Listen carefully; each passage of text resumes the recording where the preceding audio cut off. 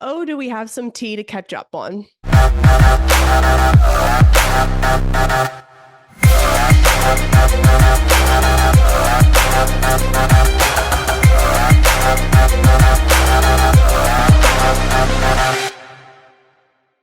Hi, guys. Welcome to another episode of Queen Talks. Now, before I get into some tea of 2023, I want to announce that I'm starting to do group Zoom coaching every week. And what we're going to do is actually dive into all of the chapters of female athlete high performance in a comprehensive curriculum on strength, speed, performance nutrition, recovery, load management, and all the mental performance chapters.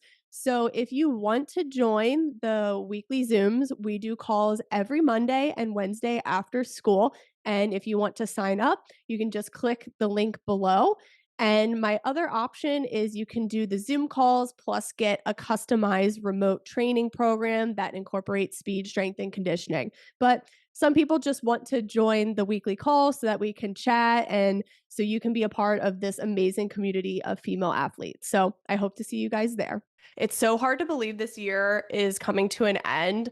My wedding is in the beginning of 2024, and it has been so crazy planning this whole thing. And growing up, I thought you just walked into your wedding and everything was done for you. Boy, did I have a rude awakening. So, let me just catch you up on all the drama and everything that happened this year and where to even begin. So, I wanted to get my wedding planning done before summer off season. So I was trying to book all the vendors, get the venue set up, get my bridesmaids all set up with their dresses, all the little details before my busiest time of the year. So I will say March and April were a little nutty of 2023 that I had to book my makeup lady, my hair lady, my spray tans, my florist, the DJ. I mean, the photographer, the videographer. Like, there are so many things that needed to get done, and it was such a full time job. And I did enjoy doing it, but I just was so disorganized at first that I had to literally lay everything out in a spreadsheet and just have this massive checklist so I didn't miss anything. Casey, my fiance, well, actually, husband, I'll get to that soon. Long story there, but we'll get to it. So Casey told me going into this, he was like, "Look, just do what you want. I don't want to get too involved. Like, just choose what you want and just bring me along for the tastings." So literally, Casey came for our cake tasting and our menu tasting, which was like the most fun thing to do. So that was his role in all of this. And I totally get it. Like, it's a lot of decision making, and I think the more cooks you have in the kitchen, which he realized, it becomes such a problem and you're trying to please everyone. So, my best advice if you are planning a wedding is to not ask for everyone's opinion. That just saved a lot of stress. Of course, I did bring my mom and Casey's mom and a few of our friends to my wedding dress fitting, which was so incredible to have all the moms there. And they were just so supportive. And I think going into that fitting, I was a little nervous because I have watched Say Yes to the Dress on reality TV, and it just makes dress shopping look really dramatic and really hard. And everyone's giving their opinion, and everyone's like fighting over the bride's dress and what she should wear. And everyone has their own different style preferences. And my fitting was the opposite of that. I probably tried on 12 dresses, and they all looked amazing. Like, I don't think I could have made a wrong decision because I went to a boutique in St. Petersburg here in Tampa, Florida, and you just give them the style you want, and then do you want lace? Do you want like a solid? Do you want sleeves? Do you want strapless? And then they pick out a handful of dresses that meet your requirements. And our consultant did such an amazing job. She just chose all the most perfect dresses. They were all perfect, but the third one I tried on was the one, and I knew right away. And oh, I like can't give it away to you guys because Casey does watch these episodes. So I'm not going to give it away, but what I will say is not a lot of brides wear this style of dress. Y'all are probably thinking like, is she wearing a black dress or something? No, I'm not wearing a black dress. I'm not going that unconventional, but it is very unique. It's very classy and elegant, and I'll just leave it at that. But that was really fun, and I actually had my final dress fitting in a week, and after going through my sickness this second half of the year, as you guys know, it's been such a struggle to put weight back on, but I'm actually 10 pounds up, surprisingly, which is crazy because I still have a few more pounds to gain. But luckily, I have been fitting into the dress really well. And I'm really happy going into this last fitting that I'm at a weight where I want to be. And the dress is just going to fit nice and snug, nice and perfectly. And yeah, I will say gaining weight was probably the hardest thing I've done all year. It was such a struggle because for a while, dealing with all the mold toxicity and all this crazy immune system response going on, it was a struggle for me to hold on to food that I was eating. And it was a lot of work. Like eating was like a full-time job for me. So I feel really accomplished. And that's why this next fitting is going to be so special because it is the last one. And I feel like I'm finally getting to a point where I'm a lot better in my health after everything that's happened this year. And I'll catch you guys up on that soon because it has a lot to do with the no one's trying to save you theme of the second half of this episode. But anyway, let me just backtrack. So Casey is my husband. He's been my husband for an entire year. And you guys are probably thinking, what the heck? You have a wedding next month. What is going on? So last year, we got engaged in November, and I was about to move into this house with Casey, and we were just like, we don't want to wait anymore. Like, we know we want to spend the rest of our lives together. We just got engaged. We're super excited. Like, we're just going to get married. So, last January, beginning of 2023, we actually had a small wedding at our church. So it was just my parents, my brother and his fiance, and then Casey's parents, and then just a few of our friends. It was like 10 people at most. And our amazing pastor just had such a nice ceremony for us and just some like really nice words to say. And it was just perfect. And it was one of the best nights ever of, I would say, this entire year because all of our families were together. It was super intimate for an initial wedding. And it wasn't like this crazy party with so many people there, with hundreds of people there. And we actually got married during Gasparilla weekend, which is, if you guys know Tampa, Florida, we have this crazy pirate party parade every year, and it's just wild. It's like a Mardi Gras and everyone dresses up as pirates and like parties all day. But we didn't partake in that. So we got married at our church and then we all went out to dinner, but we were at dinner at this steakhouse on Tampa Bay. And since Gasparilla was going on, towards the end of the dinner, fireworks just start going off as like our dinner backdrop. And my parents, they're from Maryland. They're like, "What is going on? This is so cool." And yeah, it was just like the perfect night. And we were actually supposed to go to another steakhouse, but they couldn't seat 10 people. And we were so frustrated we couldn't get into that one. But then we got into this other steakhouse where we sat outside and got to see the fireworks. So it was just totally magical and totally meant to be. So yeah, Casey and I have been married for a year already. Just newsflash there.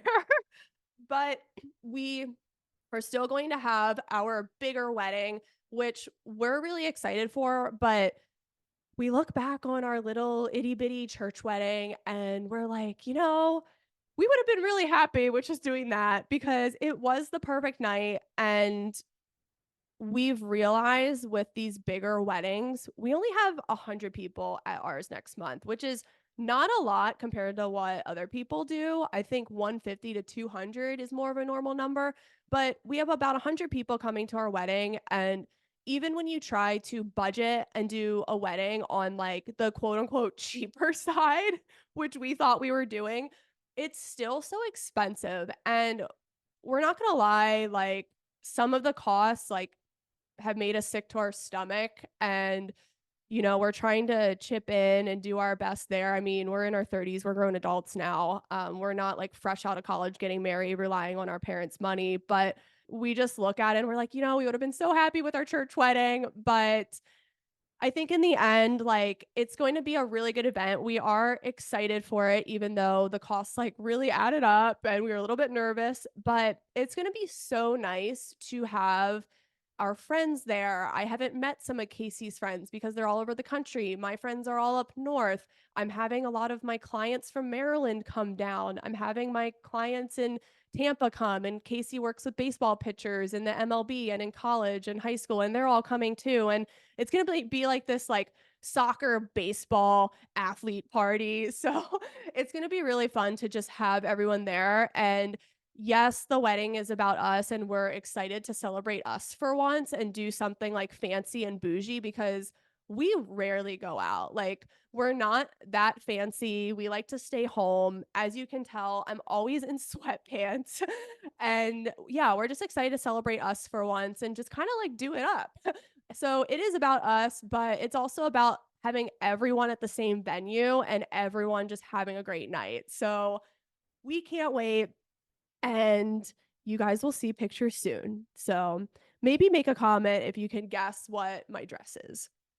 A couple of other things. So my wedding is, I wouldn't say it's non-traditional, but there's a lot of things that I think are very common for brides that I'm just not doing. So I'm not a big fan of like poofy floral centerpieces, but also like a part of me is like super cheap and I wanted to save money on the centerpieces. And we're actually doing something very similar to this.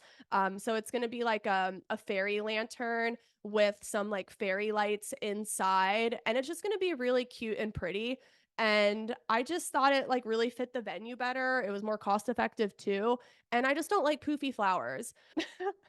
Also, my bouquet is going to be super small. I never understood why brides had like these like massive, like fluffy bouquets.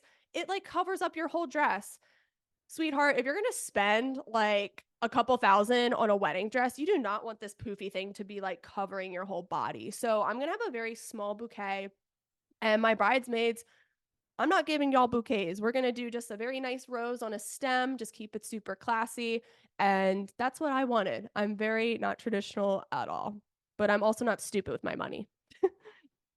Another thing we're doing that is a little, I'd say non traditional, is our cake.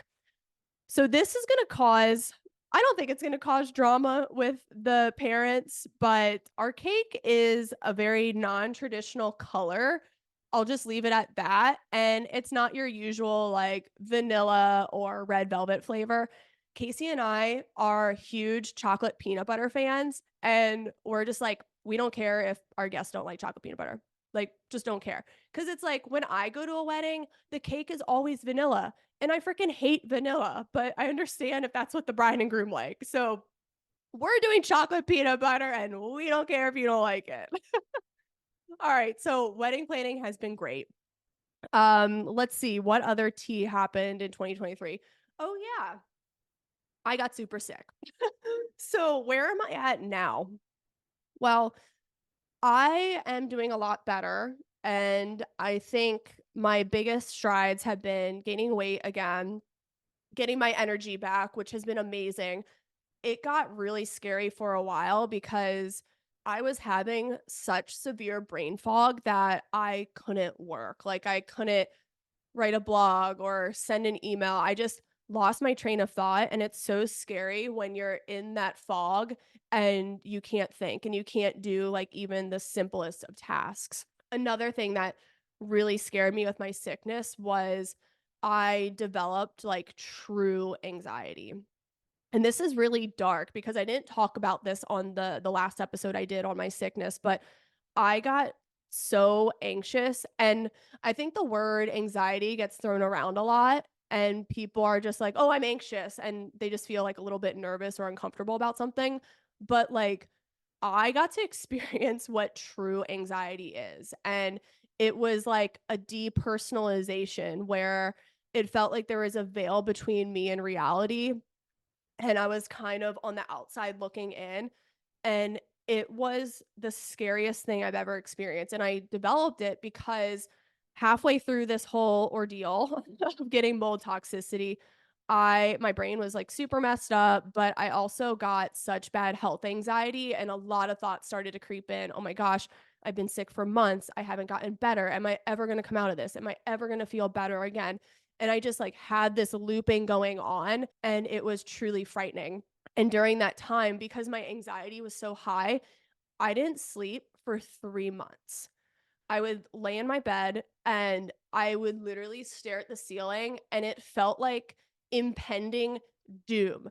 It was the scariest thing of my life. And I've been through a lot of hell in my life and some really tough situations, but I don't think anything compared to this. When something mental is going on, it really freaks you out. And it got to a point where I debated going on anti-anxiety medications, and I am really against SSRIs and antidepressants. I think some cases people do need them, but I didn't want to go on them because I know how hard they are to come off of, and the reactions that people have can be 10 times worse. So during that time, I really just tried to focus extra on getting the vitamins I needed through my food, specifically healthy fats, high protein, low sugar, low carb. And I hate to say that on here, but for me where I was at in my sickness, that's what I had to do to maintain a healthy mental state.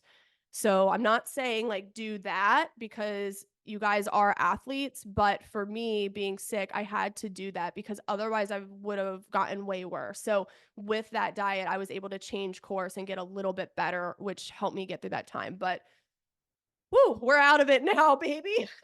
I'm so happy. So I'm definitely feeling less brain fog, less mental issues now, feeling more sharp and firing at all cylinders like my old self. But, we still have a ways to go. And I'm not going to lie, I get a little bit nervous that I'm not going to have the energy to last the full day of my wedding. But I also realize that that's not a good mindset to go into my wedding. And I need to just enjoy the day and not worry if I'm going to be tired from my sickness or if I'm not going to be fully healed by that time. So that's what I'm trying to deal with now is to just have a much better mindset because I realized through this whole thing that no one's going to save me. And I've been to so many doctors in the past several months. I've seen my general physician, I've seen ENTs, I've seen gastros, I've seen naturopaths, herbalists, acupuncture. Like I've done the medical merry-go-round and it was awful. All the doctors on the allopathic side just wanted to give you prescription meds and things that just covered up your symptoms like a band-aid but didn't solve the root cause of the problem. But on the opposite end of that, I saw naturopaths who were like, all right, we need to fix your hormones. We need to fix your gut. We need to cleanse your parasites. We need to do a detox. We need to get you on this gut protocol and cleanse the gut, cleanse the gut, cleanse the gut, because everything starts in the gut and your immune system. And it was insane. And I think I now have more beef with the naturopathic world than with the allopathic world because just because it's natural doesn't mean it's good for you. So, just to give you guys an idea of why no one's coming to save you is because no one freaking knows you. Like, no one knows what your day to day life is and who you're dealing with. And my naturopath tried to put me on an autoimmune paleo diet, but there's a lot of foods in the paleo diet I can't do. But he was like, yo, we're just going to put you on this. I'm like, what the heck? And then he gave me about 30 supplements. My cabinet was freaking overflowing with herbs and bitters and probiotics, digestive enzymes, and oil of oregano and gosh, what else? Like hormones. Like I don't even know what the hell I was taking at one point. I was just like, all right, well, I'm just going to trust this guy because he's a naturopath. And I felt worse. And I realized that no doctor on either side, no supplement, no protocol, no medication was really going to save me. And I had to figure this out on my own. And it got to a point, and this was where it shifted. This was when I said, okay, no one's going to save me. Not the radical left, not the radical right, not the president of the United States, not my doctors, not my government, not my chiropractor, not my trainer, not my nutritionist. No one was coming to save me at this point, and no one's coming to save you. It's all up to you. And my shift was when I took charge of my own health and I decided to first and foremost put my diagnosis on the shelf and say, you know what? I have mold toxicity. I'm having a crazy immune reaction. Let's just put that on the shelf right now. Let's forget about it. And I started to just go back to living life as if I didn't have a diagnosis. I think when you believe that you're sick and you remind yourself that you are, and when you're injured from your sport and you have that reminder or you have a knee brace on at all times, it's just a constant reminder that something's wrong with you and you're crippled and you need special treatment. And once I put that on the shelf, I started to go back to live my life. Even though I got a little bit uncomfortable starting to work out again, even though I was out of breath or I was tired or experiencing brain fog, I still did my workouts. I got my movement in, and I actually started to feel better. And I started to take a turn for the better. I started to eat some more foods again and not be afraid of everything. I threw all my supplements away because all my supplements, like my cabinet was packed. Like it was insane. And I remember looking at the cabinet and I was like, this is not health. Healthy is when you don't have to rely on anything. So I ended up throwing away all my supplements. And once I did that, was when I started to get drastically better. I took charge of my own health, my own life. I was like, screw this. I'm not going to attach to my diagnosis. I'm not going to rely on a doctor to save me. I'm doing this on my own. And I really want to encourage you guys to take charge of your health, especially if you're injured, or take charge of your performance and do the things that make you feel better. Yes, you can have performance coaches like me to guide you, but if you're not doing the things behind closed doors, when your performance coach isn't there, then you're not going to get better. But it is empowering when you do take charge and you do those things behind closed doors. And it's nothing but you and yourself, and you're doing what you need to do to get better. You can't rely on your nutritionist because they don't live with you. They're not cooking your meals. They're not going grocery shopping with you. The onus is on you to save you.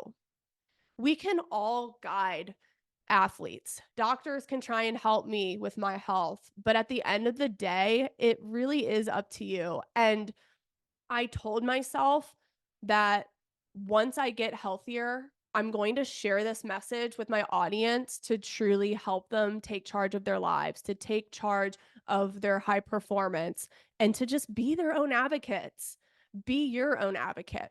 So I really hope this helps. And I definitely learned a lot from this whole experience. And I realized that sometimes you just have to go at it alone. And I think when you try to rely on an expert to save you and do everything for you, it actually really disempowers you, and you'll find that you end up getting worse. And for me, when I was giving my power away to doctors and clinging to my diagnosis and reminding myself of how sick I was because of my supplements and everything I was taking, it became such a self-fulfilling prophecy to remain sick and to just be labeled this sick person. And now I'm just leaving that behind. 2023 is over. So whatever label you have, oh, you're injured or you have bad knees or you have a bad back, leave that behind. Put that on the shelf and do things that make you feel better, that make you stronger, that make you more powerful, that make life much more vibrant. Don't play the victim. Don't rely on others to save you either, because it doesn't work. So, as I close 2023, I hope you guys have an amazing new year, and I will see you in 2024.